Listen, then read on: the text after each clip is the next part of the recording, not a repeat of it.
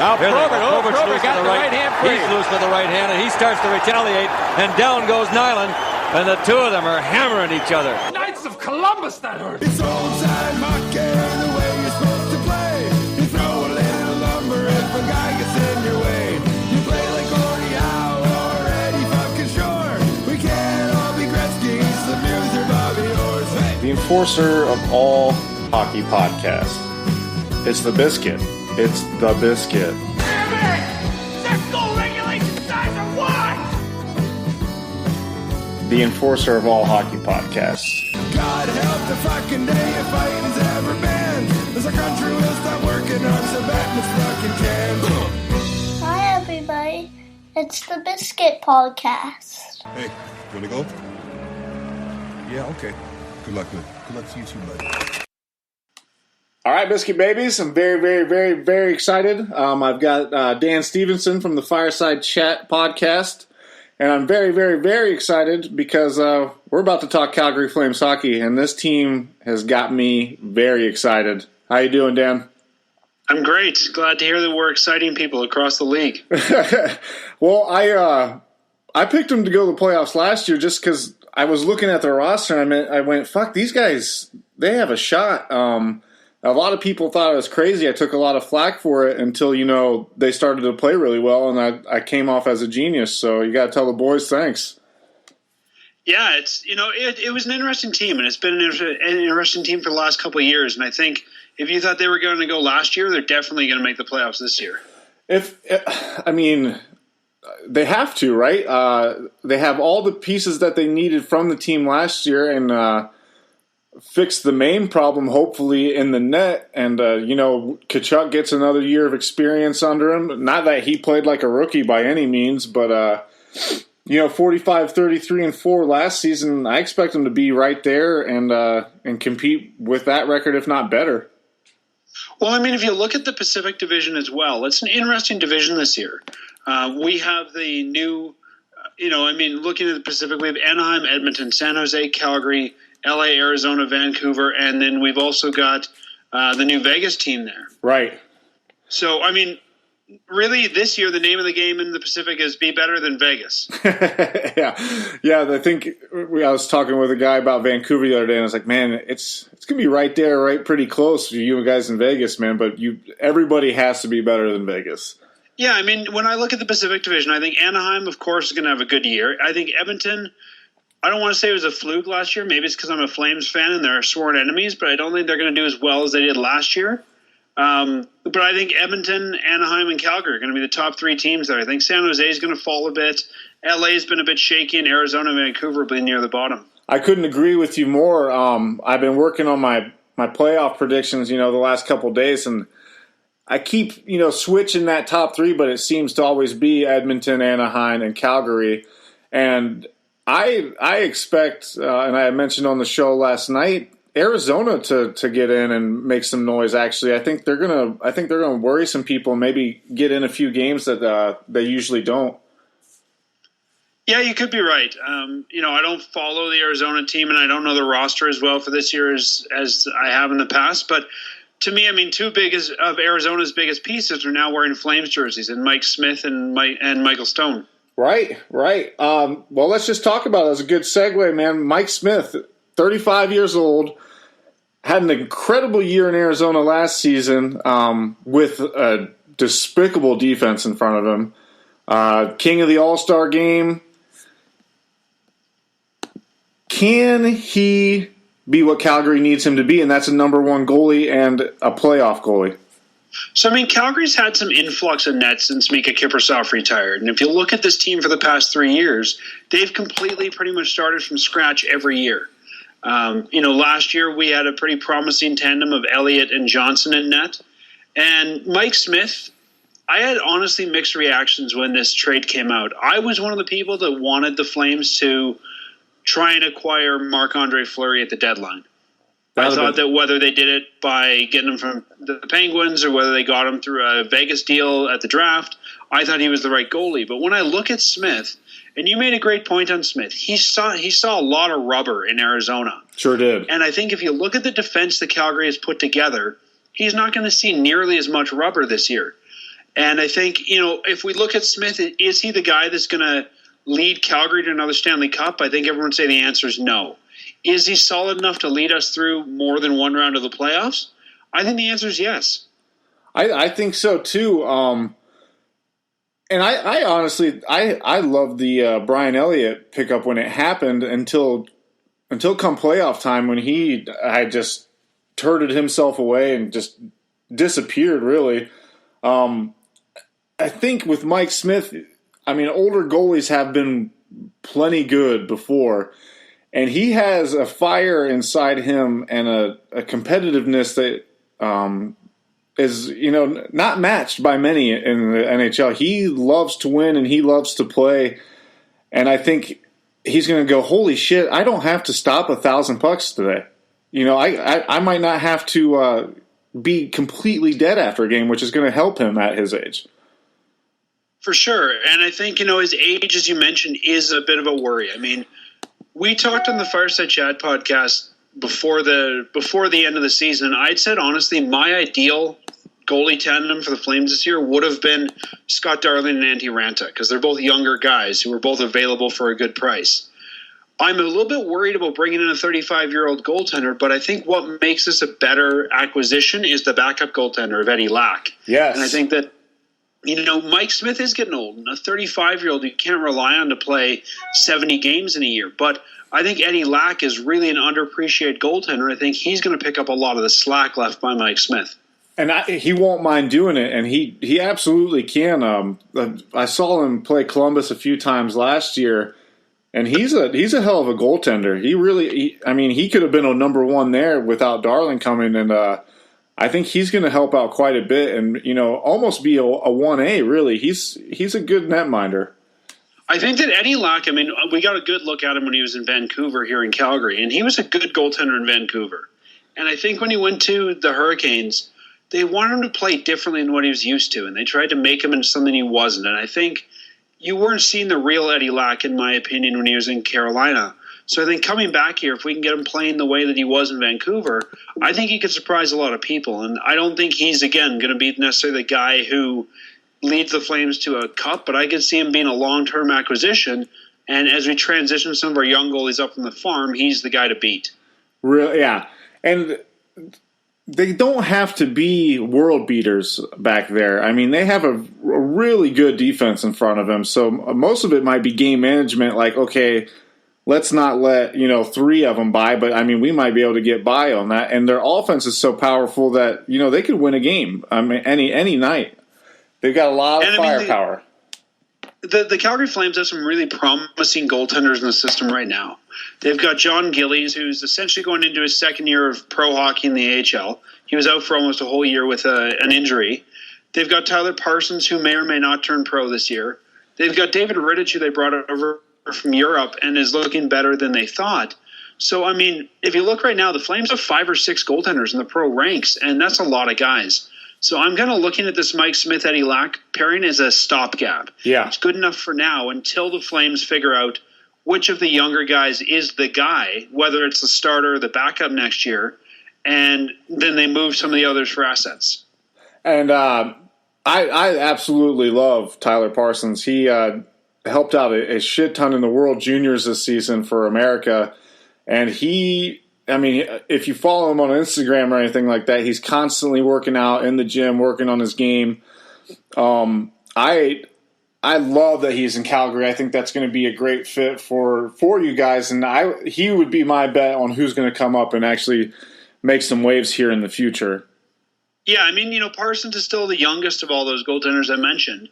And I think he is, as we know, goalies have a different development curve, and I think Parsons is a few years out still. But I definitely think he will eventually be the goalie of the future. But the Flames aren't in a position where they need to rush him to the NHL. Right. Yeah. And he's going to be in the AHL affiliate this season, or is he going to be lower than that? We're not even sure. So, they've got 3 goalies right now, 2 who are probably going to be in the AHL, 1 in the ECHL. So the question is, where's there room for him? And I worry he may end up getting sent down to the OHL again for an overage junior year, just because there's no room for him. Right. So that'll be on him on how he takes that. If he, takes it and rolls with it or, becomes a little turd about it. Yeah, and I mean, as bad as it is to say that Parsons going to junior, there's a lot of teams that would kill to have that kind of goaltending depth. Oh, yeah, for sure. I mean, a bunch of teams would love to have that problem. So with the Killer D, you also add another tough guy to the team to give Calgary a little bit of edge that most of the teams don't have with Travis Hamnick. I like that fit for him. I think he's going to be he'll probably make the second pairing on D. Yeah, our head coach, Glenn Gulletson, has already said that he'll be playing second pair with TJ Brody to start the season. You got to love that pair. It's a good pairing. And, this was an interesting trade here in Calgary. A lot of fans were unhappy with the return on the deal. A lot of fans thought the Calgary Flames gave up too much. If anyone looks, we gave up a whack of draft picks. I think a first this year, first next year, and a second, and I think conditional fourth or something. I have to look it up. But, if the Flames are in win-now mode, which they're saying they are, you have to mortgage your future to win now. Yeah, and you have to, if that's what you're going with, and Calgary has said that, you have to start pulling the trigger, and that's exactly how you do it. You add a guy like that, and, you're going to lose some – they're just not going to give up Hamnick for, nothing, so you have to lose some things. But I thought it was the right decision to make. I think now is the time to strike for this team. And it makes that defense, Dougie Hamilton, TJ Brody, Travis Hamnick, Michael Stone. That's a tough-ass defense, man. Well, and if you look at this D2, Giordano was an unrestricted free agent the Flames signed. Brody was a draft pick. Hamilton we got the draft for no NHL assets. Hamnick we got the draft for no NHL assets. Stone we traded a third-round pick for. This defense has been a pretty cheap defense for the Flames to put together.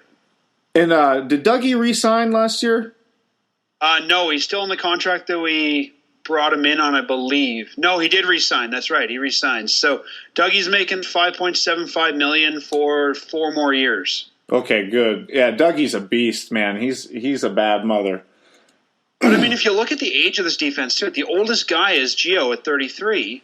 And then we've got Hamilton, who's 24, Brody, who's 27, Hamnick, who's 27, Stone, who's 27. It's a fairly young defensive core. This isn't a we must win a cup this year. This team's going to have to be broken up. It's a cheap defense.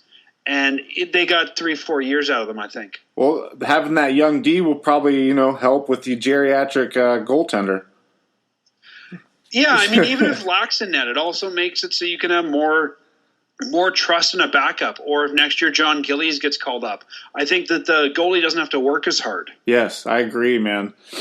Johnny Gaudreau, Monahan, Backlund, Kachuk. I like Versteg, Brouwer, Stajan. The offense, there's dudes on every line. You're not looking bad there either. This is a team that can definitely compete.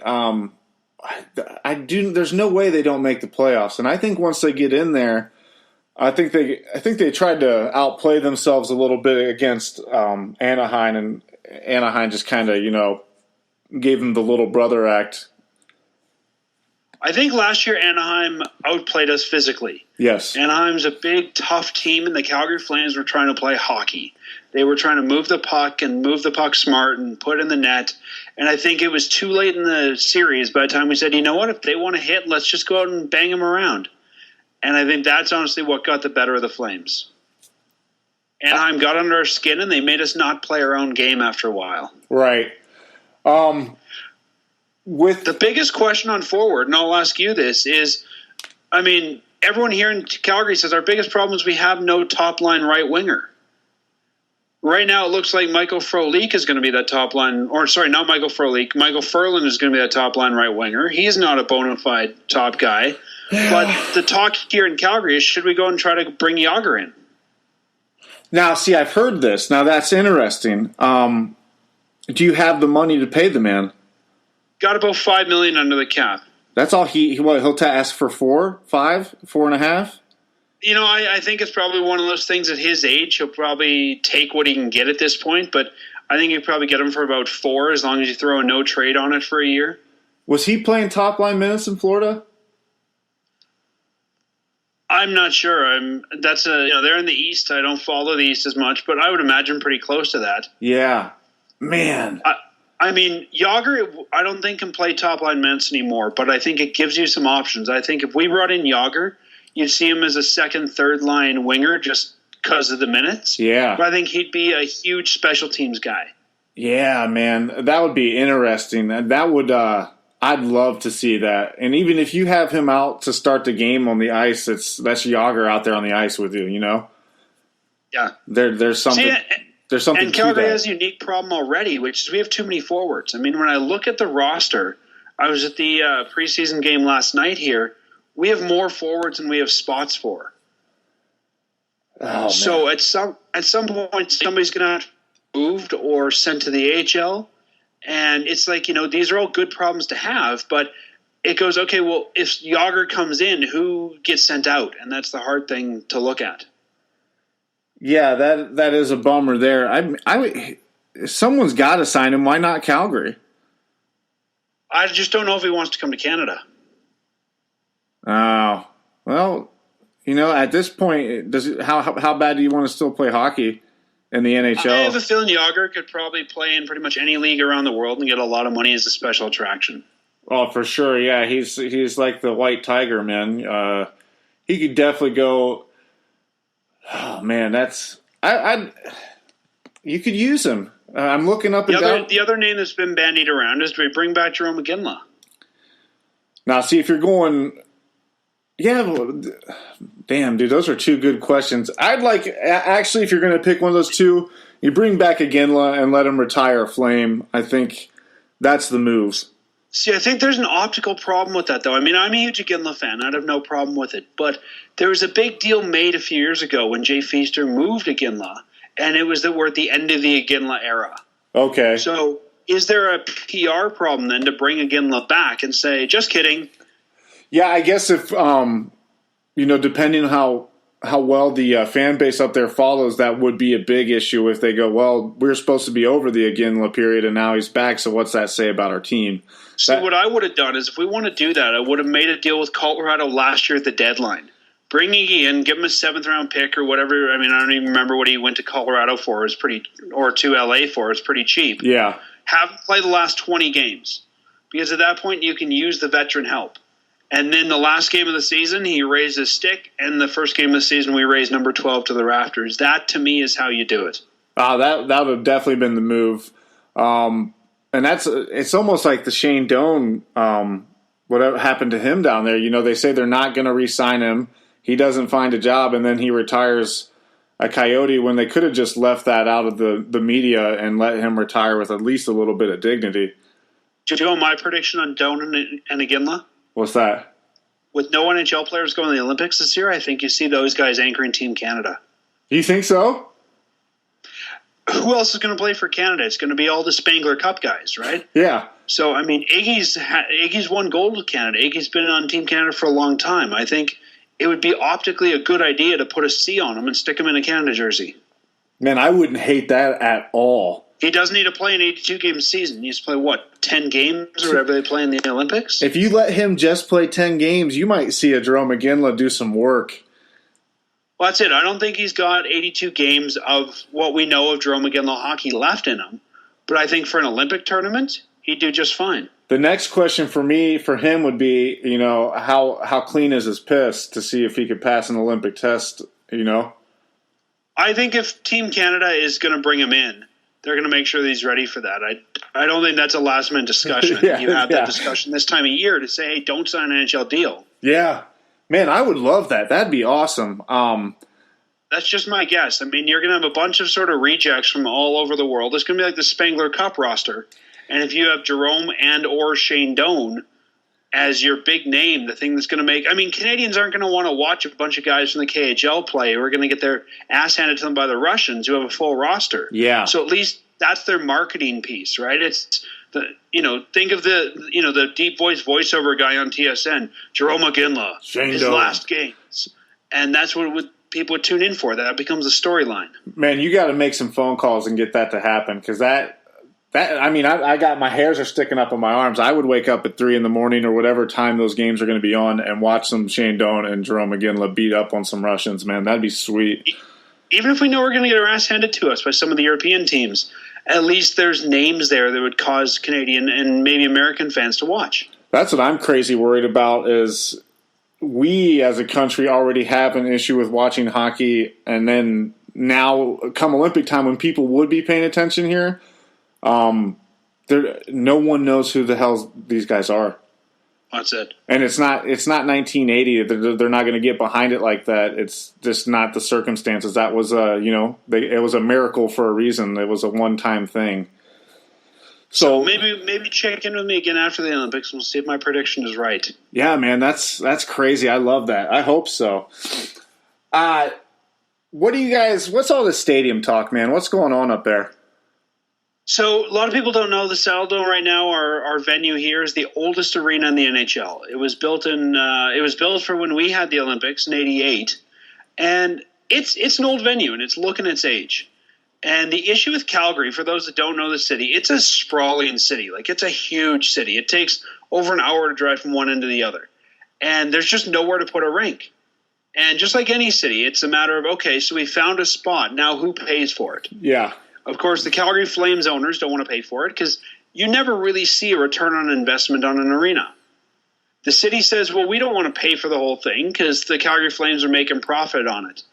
And honestly, the reason this talk has come up now is we're in election season here. We have a mayoral election on the 16th of October.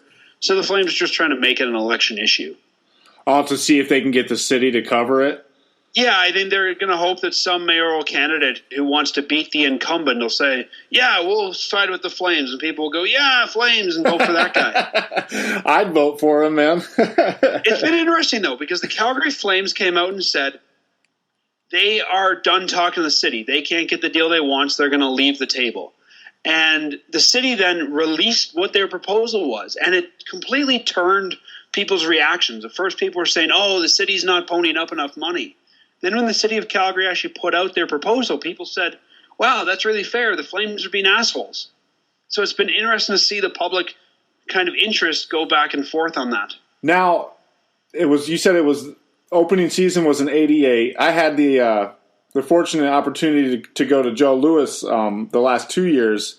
I think it actually opened in '85, but it was built for the '80 Olympics. Oh, okay. And then, the point is when I was at the Joe, I was like, you're getting ready to tear it down. And it was cool to be in there and everything, but that place was not built for 2017 hockey to happen in it. It was just not – there was no way it could be done there anymore. Is it the same thing as in the barn in Calgary? Like, it's just – it needs to happen? I haven't been to the Joe, so I can't compare it. I think the Saddledome's okay. But it's definitely shown its age. I mean, it's our venue. It's cool. Calgary, for those that don't know, is called – Cowtown. We're very much a country western town. It looks like a horse saddle. Like it's Calgary's venue, and it's awesome. And maybe it's just because I'm biased, but yeah, a new arena would be nice. Like, they've done renos and they've tried to get what they need out of it, but it's definitely showing its age for sure. Now it's Cowtown. It's like Letterkenny up there, and they're big Calgary Flames fans, aren't they? I think so. Yeah, that's pretty awesome. I mean, it's the great thing about the Saddledome is there's no bad seat in the house. Every seat, unless you're way up in the new nosebleeds they added a few years ago, can see just fine. So I love the arena because the sight lines are great. That was like the Joe. Great, but I think it's always one of those things that, we want what everyone else has, and Edmonton just got a new arena, so now we want one. Edmonton has pissed on everybody with that new arena. Now everybody has to build something like Rogers Place, and that place, that thing is insane. It is. And not everybody has Connor McDavid, so it's just not going to work like that. Exactly. For people that are in Calgary following the story, my prediction here is that Gary Bettman was in town and sort of hinted that long-term, if this doesn't get dealt with, the Flames might have to move. Yeah, I heard that nonsense. Look at the NHL. When was the last time a team relocated? It was Atlanta to Winnipeg, but the NHL will do anything they can to not relocate a team. So I'm not too worried that the Flames are going to up and leave. I mean, if we still have a team in Arizona, there's no way we're moving a team out of Calgary. That's what I was thinking. I was saying if Arizona, because I hear and I know I have a lot of fans in Seattle, so they'd bring them to Seattle. Well, pump the brakes, guys. You don't want the Calgary Flames to come to Seattle. You don't want everybody to hate you because you took the Flames from Calgary. That's not what you want to do. You either want Arizona to come out there, or you get the league back to an even amount of teams and get rid of the 31, and let's get to 32, and then we stop it there, and that's it. There's no more these 32, whether they move or not. But there's getting to be too many teams, really. Well, I just think from a business perspective, there's teams that business-wise have to move before you look at Calgary. Absolutely. Arizona needs to move. There's been some rumors that the Hurricanes aren't doing very well financially. So, we sell out our building. It's not like we're not selling tickets here. So it works. We sell tickets. I don't see any reason that we have to move or have to get a new building. So I think, anyone who's worried the Flames are leaving, they're not going anywhere for the foreseeable future. No, look at Ottawa. They're not even selling out playoff games. And you're going to talk about Calgary moving? That's just not happening. I heard Ottawa's actually taking seats out of their arena so they can claim more sellouts. Yeah, and nobody's talking about that. My buddy from the History of Hockey podcast, Shane Guilfoyle, had sent me a message going, everybody's talking about Calgary moving, but nobody's even speaking on Ottawa removing like 5,000 seats or something like that. Yeah. So it looks that's sad to me. It is. So, Calgary's not going anywhere. It's an election issue, and that's why they've been talking for years. And when does it come up now? When does the team make their hardline stance? Is right before the election. And so I think this is really it's politicking. Dan Stephenson, you're running for mayor. What do you do? With the Flames or just in general? With the Flames. I don't think we have enough time to go over in general. I think that there is a way to get this done. And Calgary is a huge money city. We're in a bit of a recession now, but there's a lot of oil money. There's a lot of money in this city. And I think that definitely the Flames should be on the hook for some of that money. Right now, the City of Calgary deal they put on the table had the city putting in money and getting paid back for it. But I think if I was doing it, I'd say the city should contribute a third, the Flames should contribute a third, and then a third will come from a ticket tax or a property tax or something like that that's paid by those who use the arena. I like if you buy a ticket, part of your ticket sales goes to pay back that last third. And then everybody has a vested interest in it. Hey, the Green Bay Packers, the fans own that stadium and own that team. That'd be something interesting too, just to get that sense of camaraderie with the fans there in Calgary. We had a guy who sent us an email to our podcast, and he said, so if I'm going to pay tax dollars for this, when do I get my free Flames ticket? Yeah, keep checking the mail, buddy. If you are, I think something will get worked out. And it's not like we're in dire need where it has to happen tomorrow. But I think this is opening everybody's eyes to, okay, now something can be worked out now. I think it will become an election issue, and it takes a while to build a new arena. So I think the Flames want to get an arena in principle done, and then we can start breaking ground, I would imagine, in the next 24 months. So you get the new arena, and you guys bring back the red and yellow sweaters, and you keep them forever. That's all I ask. That is honestly my anticipation. Is as soon as they get the new arena, they go with the retro colors to please everybody. Because no team made any big changes with the new what is now Adidas sweaters. Yeah, I was hoping that Calgary would go back and just be like, okay, we get new sweaters. Let's just do the old school ones because they're one of the greatest things that ever happened. Yeah, they are. But no teams made big changes. So I don't think this was the time that the league wanted big changes. They made enough of a change, you have to buy a new one. Yeah, I think that was part of Adidas' plan, too, was, okay, let's not get crazy, but, we're going to make new ones, but nobody's getting, we're not switching color schemes here, guys. Let's just ask for new sweater money and then bump up the price another $50, $60. I was at the game last night. They were asking $300 for a crested sweater. Dude, I don't know what to do with that. I can't afford that. No, I guess that's how the Flames are going to afford this new arena, right? Yeah, the kids are going to ask me, "Hey, Dad, can we get new Blue Jacket sweaters?" And absolutely not, you cannot. This is where you got to find the knockoffs from China. Yeah, exactly. I used to feel bad buying those. I'm not going to anymore. If it saves me $200, that's what's going to happen, guys. Or you know what I've been telling people? The Flame sweaters are so similar to last year's. Last year's are 50% off. Yeah, I just bought a Bobrovsky sweater. I was like, dude, nobody's going to be like, oh, that's a Reebok jersey. You want to fight? Let's go.